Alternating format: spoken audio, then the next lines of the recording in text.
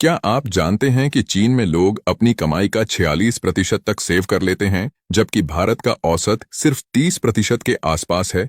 यानी अगर एक चीनी नागरिक 10,000 रुपए कमाता है तो वो लगभग 4,600 रुपए बचा लेता है, जबकि हम 3,000 रुपए तक ही अटक जाते हैं। सोचिए, अगर आपका सेविंग रेट भी बढ़कर 46% जाए तो अगले कुछ सालों में आपकी जिंदगी किस तरह बदल सकती है। लेकिन अगर आपने अभी कुछ नहीं बदला तो आने वाले सालों में भी वही कम बचत और वही परेशानियां बनी रहेंगी। और मत सोचिए कि इसका सीक्रेट किसी ड्रैगन या महल के तहखाने में छिपा है। यह पुरानी फिल्म नहीं, सच्ची स्ट्रेटजी है।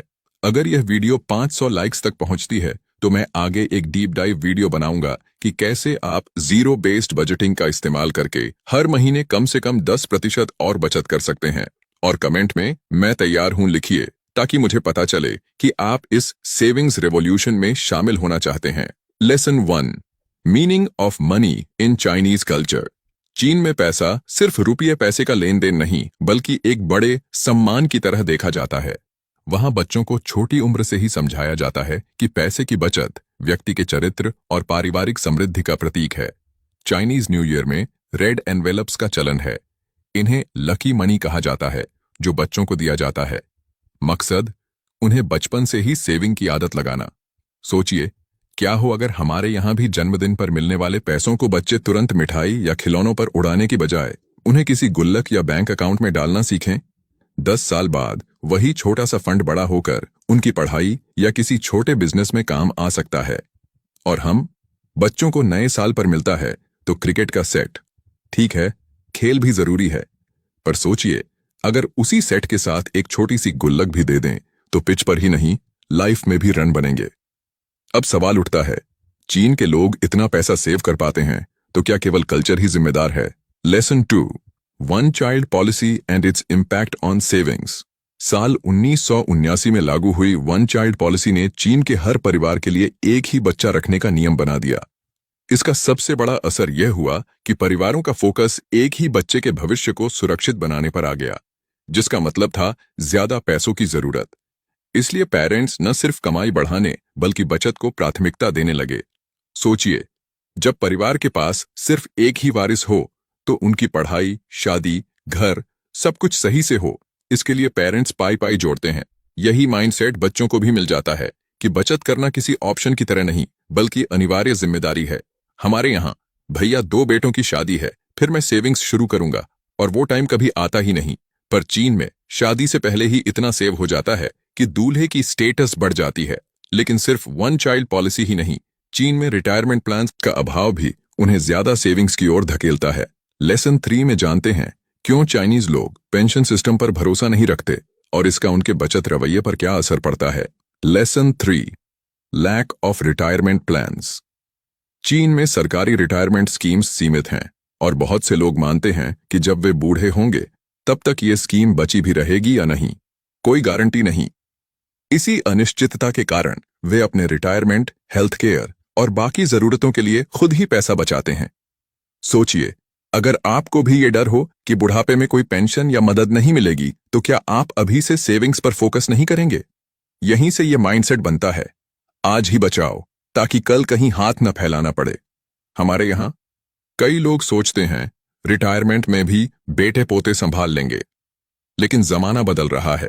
गांव छोड़कर बच्चे शहर में बस जाते हैं और बुजुर्ग फिर मजबूरी में पेंशन या घर बैठी बचत पर निर्भर हो जाते हैं। ये डर और अनिश्चितता चीनी लोगों को जल्दी से जल्दी फाइनेंशियल सिक्योरिटी बना लेने के लिए प्रेरित करता है। लेकिन कैसे? Lesson 4, the secret to Chinese savings. तो ये है वो खास सीक्रेट। चाइना में लोग जीरो बेस्ड बजटिंग यानी हर एक इनकम रुपये के लिए एक खास जगह तय कर देते हैं। महीने के अंत तक उनकी कमाई का कोई हिस्सा अनअकाउंटेड नहीं रहता, या तो खर्चों के नाम पर या फिर सेविंग्स में लॉक हो जाता है।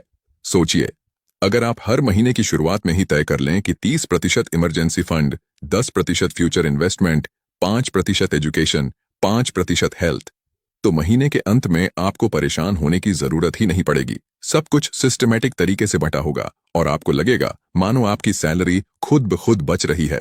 और हमारे यहाँ तनख्वाह आते ही 2-3 दिन तो महाराजा वाली फीलिंग, फिर धीरे धीरे खाता खाली और आखिर में मुंह लटकाए सोचते हैं अगली सैलरी कब आएगी। चीन में ये जीरो बेस्ड बजटिंग सिर्फ एक फॉर्मेलिटी नहीं बल्कि जीवन शैली का हिस्सा है। लेकिन क्या सिर्फ बजट बनाना काफी है? Lesson 5, living on less.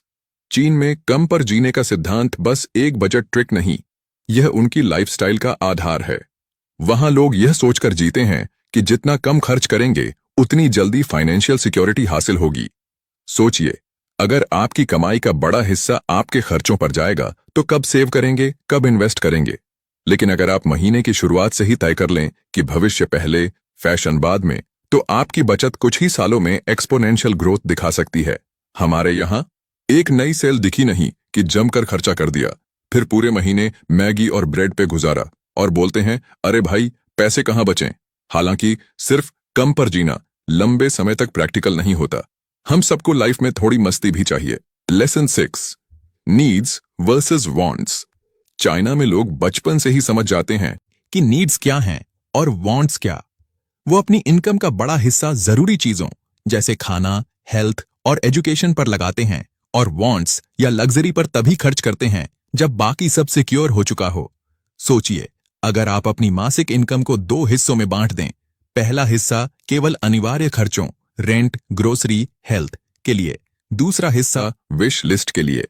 जब तक अनिवार्य खर्चों में कोई दिक्कत न हो तब तक आप चाहते हुए भी एक्स्ट्रा शॉपिंग या बाहर खाने में ज्यादा उड़ा नहीं पाएंगे। इससे आपकी सेविंग्स अपने आप बढ़ती जाएंगी। हम अक्सर बिना सोचे कितना प्यारा शूज कहकर खरीद लेते हैं और फिर पूरी शाम सोचते हैं कि यार इस महीने का फ्यूल खर्च कैसे संभालेंगे।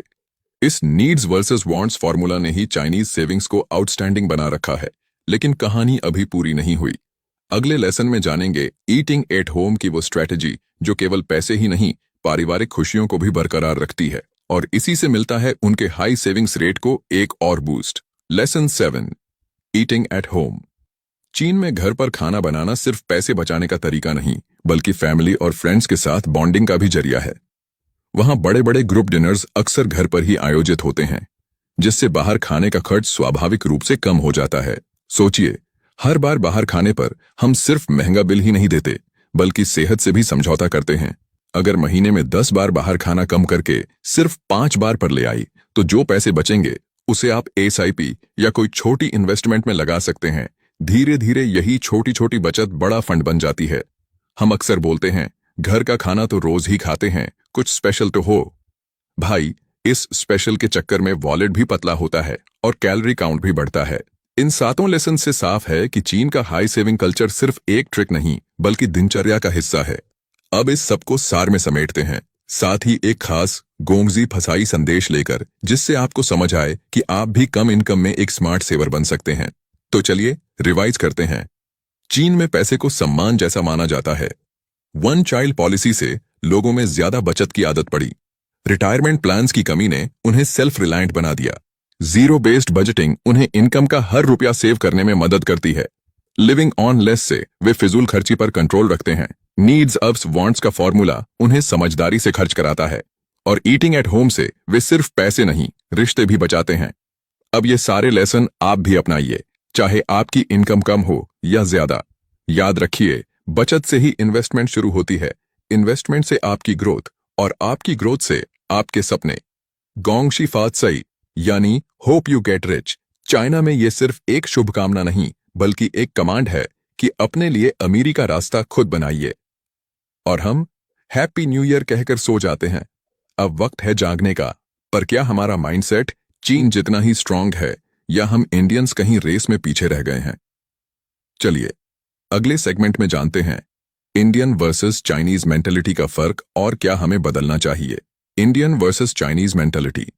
हम भारतीयों में भी बचत की परंपरा है, लेकिन हम अक्सर दिखावे के चक्कर में फंस जाते हैं। अगर पड़ोसी ने नई बाइक ली तो हमें भी लेनी है, चाहे ईएमआई पे क्यों ना हो।